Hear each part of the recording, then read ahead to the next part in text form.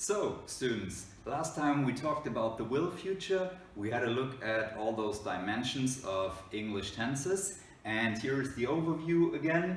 Our tense system consisting of past, present and future tenses, and then we had the progressive and simple forms in past and present mastered, and the will future has already been mastered as well, so I hope you understood the explanation and could cope with the exercises. Now today I would like to have a look at the going to future, and you will see that if you paid attention at the will future, you will see that there is a clear contrast between will future and going to future. So they are quite the opposite, okay? But without any further ado, let me show you what I mean.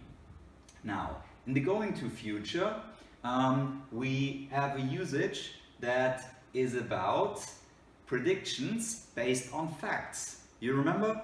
Will future, predictions based on opinion. This is no longer about opinion. This is no longer about I think or probably or maybe. This is about facts that you can show somebody. I will give you an example in a minute that will probably make clearer what I'm talking about. And in contrast to the will future, we have decisions that are planned, that are not spontaneous. Okay, so clear contrast to the will future right here. Now, examples. Here we have a prediction that is based on facts. Look at the dark clouds. It is going to rain soon. Remember that in the will future we had something like, I think the weather will be blah blah blah. Here you show somebody something that supports your prediction. Look at the dark clouds. You can see them, okay? That's a fact. And you can be pretty sure that it's going to rain soon. Now, sometimes students think will future is about things that are a little uncertain, and going to future is about things that are pretty sure, pretty likely to happen. It's not that easy, okay? It's not that simple. The difference here is really what is based on facts and what is based on opinion. And this is based on facts. Here's another example. Mike has learned a lot for the test and he knows all the vocabulary. He's going to get a good grade. Yeah? Of course, it's not 100% sure if the grade is going to be good, but you have evidence, okay? You have facts that support your statement. He has learned for the test, he knows all the vocabulary, and whenever you read something like that, you know, here there are facts that must be going to future, okay? Now, what about those planned decisions right here? Now, look at that sentence.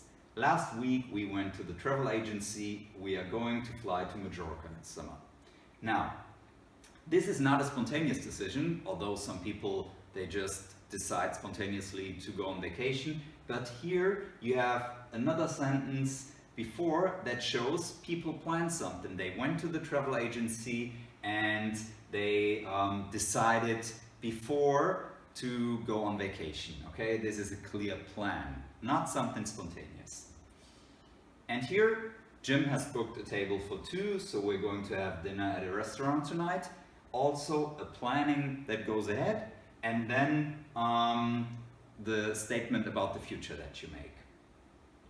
What about signal words right here? Well, that is a little difficult, okay? How are you going to have signal words for going to future that refer to your facts? If you have something like look at, you show somebody a fact that supports your statement about the future. So sometimes if you see that, you can be pretty sure that it's about will future, but only when we're talking about future tenses. Because if I say, look at the student out there playing in the snow, this is a present progressive sentence. But if it's about future tenses, you can be pretty sure that somebody shows you facts and then it's going to future, okay? So, what do the statements in going to future look like? They are built like that. You have two examples right here again. No, we have even more examples because we have different auxiliary verbs here. We have the subject, of course. Then we have the auxiliary, das Hilfsverb. And that can be is, a form of to be. Okay? And it depends on what comes first. What is the subject? then going to, that never changes in the going to future, it's always like that. And pretty simple, the infinitive. Again, you don't have to change anything about the verb. Okay? Negatives, you simply put not between auxiliary and going to. Okay? And that is the same with all the sentences right here. It's just the question, is it am or is, and the rest is actually pretty simple. Okay? I hope you got it.